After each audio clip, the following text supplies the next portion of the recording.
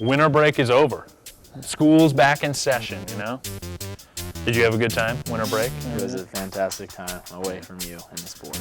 But now we're back. And now we are back. Rock and roll. There's an NFL team in LA now, maybe 2. Exciting times in sports. Absolutely. And in Santa Clarita Valley sports. And exciting times in Hot 10 world because we have a new set. That's true. What do you think about the new set? A Christmas present, you might say. I think people should, you actually brought this idea up off air, people should send us decorations for this new set, you know, like jerseys and... Maybe a big cutout of Mike Harrington's head, you can just, boom, right there. I would actually love that. That would be really good. So yeah, help us decorate the set, people. So we got these new little cards here, you know, got these. We're gonna slap them on the board. The metal. So what does your magnet say over there? For your number one. Yeah, what's your thought on number 1? Boom! A little, you kind of got erased smudged it, but it doesn't matter. Golden Valley boys basketball beat Canyon Tuesday night. First time the Grizzlies have beaten the Cowboys since 2010. Since the last year that Golden Valley won a Foothill League basketball title. Noah Heinzman, yes, led the way with 14 points. Golden Valley boys basketball, number 1. Wow.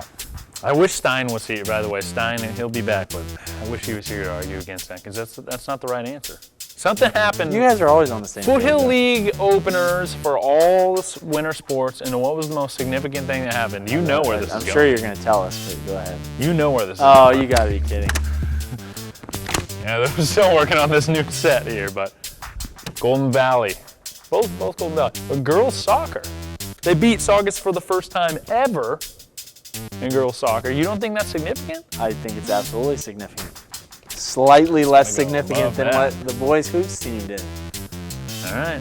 If only Stein were here, I know he would agree with me. And Lori would probably agree with herself. All right, we're going to fill out the rest of these after the commercial break.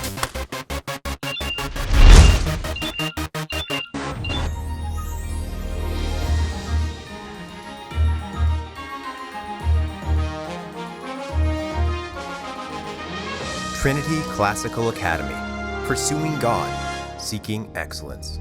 Visit trinityclassicalacademy.com. The board is blank again. So what, as it was. Yeah, as it was. Well, we had 2 things up there. But what do you think we have in store here? I can only imagine you're going to put yours number 1 and mine hopefully on the board. We'll get to that. We'll start with number 10, though. Einstein boys basketball. Okay. Which is 9-1. They just can't get any love from the CIF rankings. Yeah, and I think that's part of the reason why we put them on there is because, why aren't they ranked? There's so many teams ranked. And actually, didn't you say weren't they at one point the only undefeated team in that division at one point? In Division 5 AA, exactly. And yet they're still not on the CIF rankings. What's up with that? Shame on you, CIF. Come on, CIF. Come on. The reason why this is on here, though, is because 7 boys basketball teams, 5 girls basketball teams are ranked. That's pretty good. And I believe 2 boys soccer teams, Valencia and Hart. And Hart, that's true. No girls soccer teams, No girls soccer teams, yeah. We'll see how that goes. Number 8, Viking Hoops. Girls That hoops. is not an I. But okay, Vikings, girls hoops. And why are they on there, Dan? I don't know. You tell me. For being on the CIF Open Division watch list. So obviously...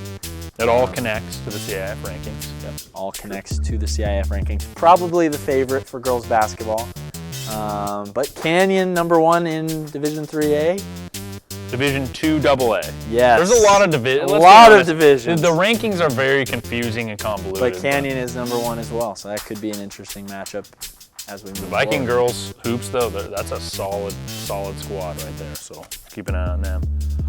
Number 7's a little bit of an odd one because Tim White played like January 2nd. Yeah, it was a week and a half ago. Motel 6, Cactus Bowl. Yeah, we'll leave the Motel 6. We'll leave the light on for you, I guess.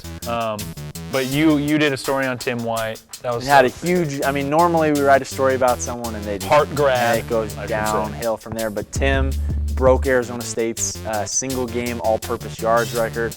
Took a blocked PAT, 98 yards back the other way, scored 2 touchdowns. big junior season for Tim at ASU. At ASU. Yeah, making Hart alums proud everywhere. And Speaking of COC Hart. alums as well. COC, yeah, Hart and COC alum. Hart and Canyon battle. Now, this is girls soccer. Very physical game in the opener. 8 yellow cards in all. 7 of them went to Hart.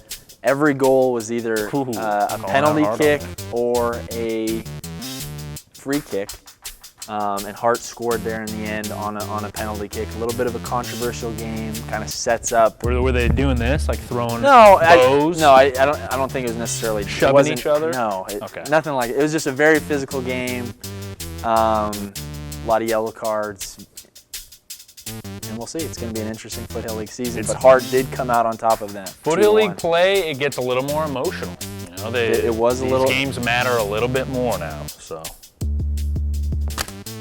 Salome Mawugbe. I believe Did it's I pronounce Salam. that? Is it Salam? Okay. Salam Mawugbe. That's Canyon focused on the did last lose, as we mentioned, to Golden Valley Boys Hoops. Mm-hmm. But Salam was awesome. 24 points, blocking shots, alley-oop dunk. Should be a force in Foothill League How basketball. tall is he again? 6'9". 6'9". Max Prep says 6'4", but he is not 6'4". Is he the best big man in the Foothill League? Would you say? It's early. Yeah, It's early. But he's one of the guys. He is definitely right there.